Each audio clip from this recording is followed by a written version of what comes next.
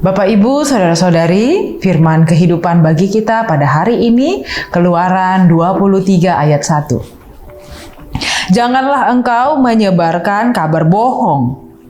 Janganlah engkau membantu orang yang bersalah dengan menjadi saksi yang tidak benar. Demikian firman Tuhan. Bapak, Ibu, Saudara-saudari, ayat ini mengandung banyak pengajaran yang relevan untuk kehidupan kita sehari-hari.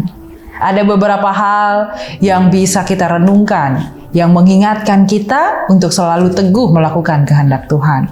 Yang pertama adalah pentingnya berkata jujur, pentingnya kejujuran dalam kehidupan. Pesan pertama yang dapat kita ambil adalah tentang pentingnya kejujuran dalam aspek kehidupan kita. Tuhan menegaskan bahwa kita tidak boleh menyebarkan berita bohong. Dalam konteks sosial, kita diingatkan agar selalu berhati-hati dalam berbicara, terutama dalam era informasi saat ini, di mana berita bohong, hoax, bisa tersebar begitu cepat. Dengan tidak menyebarkan informasi yang salah, kita juga menjaga integritas pribadi dan juga berkontribusi pada kebenaran dalam masyarakat. Yang kedua adalah keadilan dalam pemberian kesaksian. Ayat ini menekankan tentang bagaimana kita harus berhati-hati dalam memberikan kesaksian. Jika kita memberi kesaksian yang salah, kita bisa menyebabkan ketidakadilan atau mungkin merugikan orang lain yang tidak bersalah. Dalam konteks ini, Tuhan mengingatkan kita untuk menjaga agar kesaksian kita selalu adil dan benar. Ini penting, tidak hanya dalam konteks hukum atau dalam konteks perjalanan sehari-hari, tapi juga dalam konteks hubungan pribadi kita dengan sesama, di mana kita juga harus berusaha selalu berbicara jujur dan menjunjung tinggi kebenaran. Kita juga diajak pada perintah ajakan yang ketiga, yaitu menghindari fitnah. Keluaran 23 ayat 1 juga mengartikan sebagai pengingat bagi kita untuk menghindari fitnah. Mengingat fitnah lebih kejam daripada pembunuhan. Fitnah adalah tindakan yang bisa merusak reputasi dan nama baik seseorang tanpa dasar yang jelas.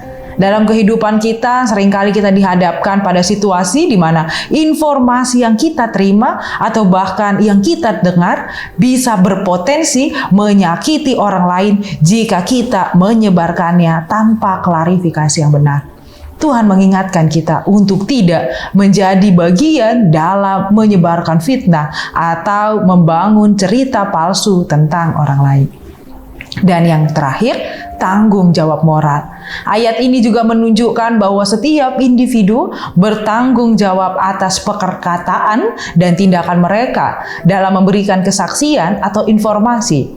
Kita diajarkan untuk tidak sembarang mengiring orang lain ke dalam kebohongan atau ketidakadilan.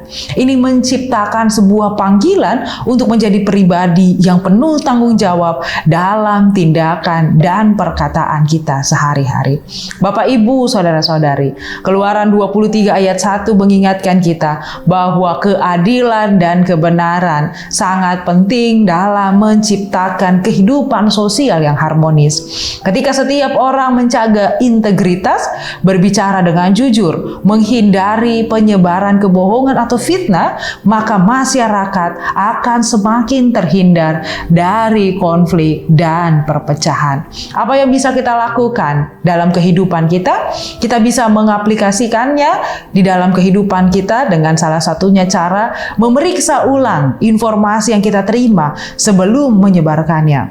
Berbicara dengan jujur, meskipun terkadang kebenaran itu bisa sulit atau tidak nyaman. Kemudian tidak terlibat dalam gosip atau fitnah yang merugikan orang lain. membangun kebiasaan yang baik, berkata jujur, memberikan kesaksian yang adil dan benar. Kiranya dengan menjaga prinsip-prinsip itu, kita dapat berperan aktif dalam membangun komunitas, persekutuan, relasi di dalam masyarakat yang lebih adil dan penuh dengan kebenaran. Kiranya Tuhan menguatkan kita untuk menjadi berkat di dalam sekitar kita. Amin. Kita berdoa. Terima kasih Tuhan untuk kasih setiamu kepada kami. Kami diingatkan kembali untuk berhati-hati akan setiap ucapan, akan setiap tindakan yang kami lakukan. Kiranya mencerminkan kasih, kebenaran, dan keadilan sebagaimana Tuhan Allah yang bersifat demikian. Terima kasih Tuhan akan kasih setiamu. Kiranya kami selalu diteguhkan untuk melakukan yang sesuai dengan kehendak-Mu. Hanya melalui nama anak-Mu Tuhan Yesus Kristus kami berdoa dan mengucap syukur. Amin. Anugerah dari Tuhan kita Yesus Kristus, kasih setia Allah Bapa dan persekutuan Roh Kudus kiranya menyertai kita. Amin.